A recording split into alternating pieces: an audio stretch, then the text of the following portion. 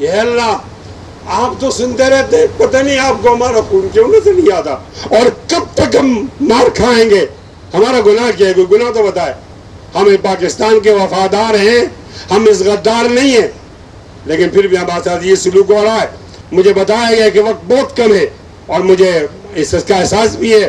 ہمارا صوبہ میدان جنگ تھا، 80,000 لوگ مارے گئے، کابل کی جنگ ہمارے پاس لائی گئی، آج دوبارہ اس کو میدان جنگ بنانے کی کوشش کی جا رہی ہے، مزید 80,000 لوگ مارے جائیں گے۔ اس کے بعد صرف ہم فاتحہ کریں گے اور کچھ نہیں کریں گے۔ خدا کے لیے ظالم کا ہاتھ روکو، ظالم بہت تکڑا ہے، جب تک ہم ایک پیج پر نہیں آئیں گے ظالم نہیں رکے گا۔ میں کس طرح بازار کی تعریف کروں؟ میں خون کے نیچے، میں بم کے نیچے، ڈرون کے نیچے تعریف نہیں کر سکتا۔ وہ جو میرا قاتل ہے وہ مجھے مارتا ہے اور میرے بھائی کو حکومت دیتا ہے، اس کو گورنر ہاؤس میں بٹھاتا ہے، میرے دوسرے بھائی کو وزیر اعلیٰ بناتا ہے۔ ان کو یہ پتہ ہے کہ اقتدار کے پجاری ہیں، یہ پختون قوم کے خون پر ایک نہیں ہوں گے۔ خدا کے لیے ایک ہو جاؤ، خدا کے لیے ایک ہو جاؤ۔ جتنی آپ دیر کرو گے خون اور بڑھے گا۔ اگر آپ ایک ہو گئے، میں لکھ کر دیتا ہوں، یہ خون بند ہو جائے گا، ظلم بند ہو جائے گا۔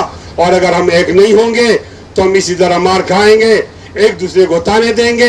جب تک ہم ایک پیج پر نہیں آئیں گے ظالم کا ہاتھ روکنے کے لیے، جان قربان نہیں کریں گے تو ہمارے بچے نہیں بچ سکتے۔ 11 اکتوبر 2024 کو ہمارے ہاں کے پی کے میں خیبر کے مقام پر بہت زیادہ لوگ جمع ہوئے۔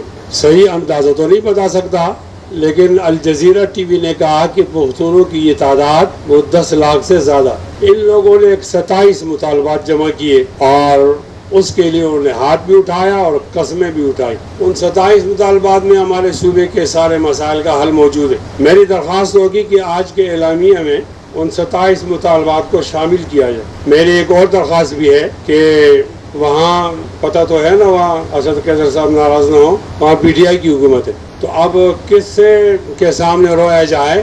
تو ہمیں خدا کے لیے آپ لوگ صوبہ سرحد کے عوام کو طالبان سے بھی ہماری جان چھوڑا دو نا، اور ہماری فوج سے بھی ہماری جان چھوڑا دو۔ ہم بہت مشکل حالت میں ہیں۔ میرا ایک چھوٹا سا کمرہ ہے، اس کو میں نے سجایا ہوا ہے، سجانے کے بعد میں انتظار میں ہوں کہ میں اس میں سکون سے رہوں گا۔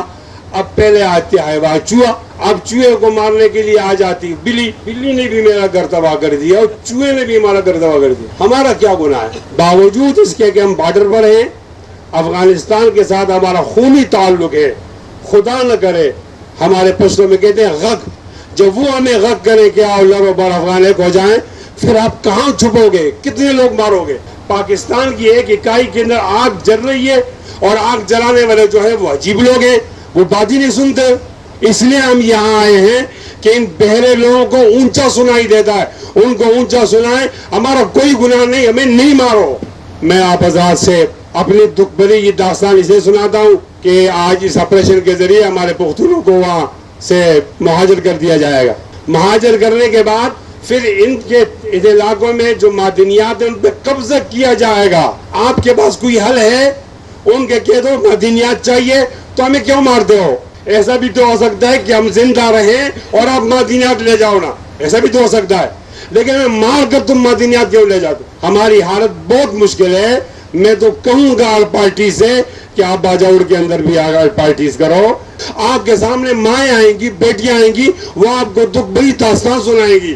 ہم بہت زیادہ غمزدہ ہیں اور اس غم کی حالت کے اندر آپ کے سامنے آئے ہوئے ہیں۔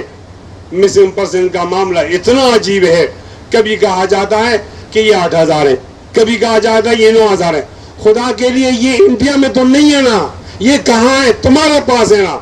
ہم کیا کر سکتے ہیں؟ آ کر بتا دو اتنے مارے گئے، اتنے رہ گئے۔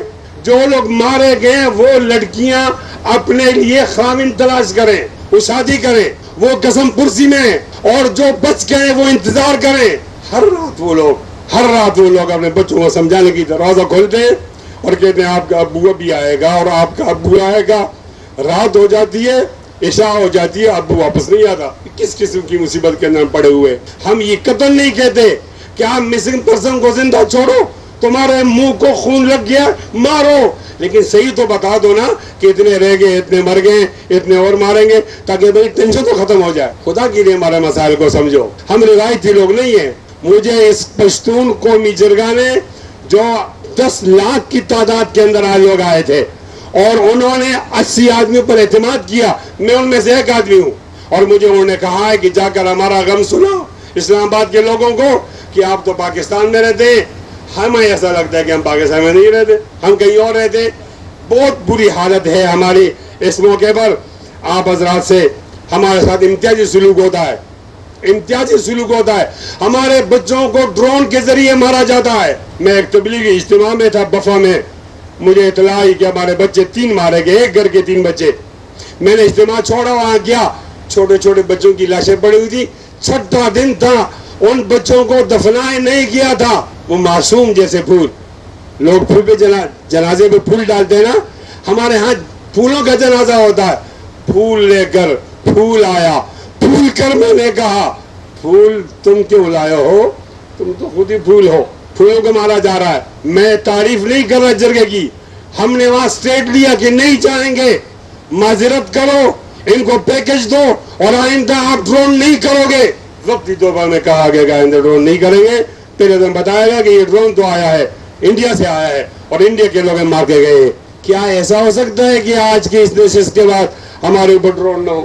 ہم ڈرون کے قابل تو نہیں ہیں، ہم قانون سے جان نہیں چھڑانا چاہتے، ہمارے اندر گناہ گار ہوں گے، ہمارے ساتھ وہی سلوک کیا جائے جو لاہور والوں سے کیا جاتا ہے، ہمارے ساتھ وہی سلوک کیا جائے جو اسلام آباد والوں سے کیا جاتا ہے، ہمارے ساتھ وہی سلوک کیا جائے جو کراچی والوں سے کیا جاتا ہے۔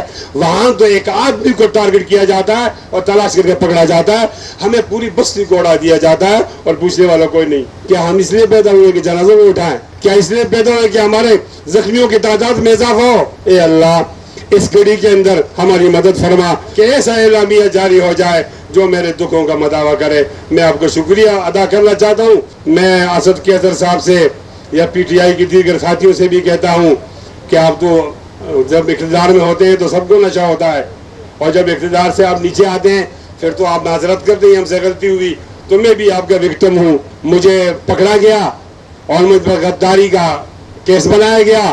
پکڑا بھی کس طرح کیا؟ ایف آئی آر میرے بنی مرکزی کابینہ میں، وہ یہاں سے چلی پشاور کو، پشاور سے ایبٹ آباد چلی، ایبٹ آباد سے وہ مانسیرا چلی، اور مجھے 6 مہینے ڈسٹرب رکھا گیا۔ اور جب میں نے ساتھیوں سے پوچھا ایسا کیوں ہوا تو انہوں نے کہا جی ہم تو استعمال ہو گئے، اس کسی اور کا اختیار تھا، بس آج یہ استعمال ہو رہے ہیں، کل وہ استعمال ہو رہے تھے، ہم فار یوز ہیں، جب تک ہم فار یوز رہیں گے تو میرا خیال سے ہمارا یہ حشر ہوگا۔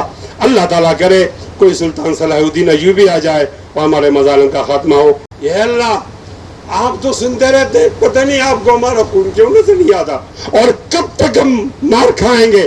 ہمارا گناہ کیا ہے؟ کوئی گناہ تو بتائے۔ ہم پاکستان کے وفادار ہیں، ہم اس غدار نہیں ہیں، لیکن پھر بھی ہمارے ساتھ یہ سلوک ہو رہا ہے۔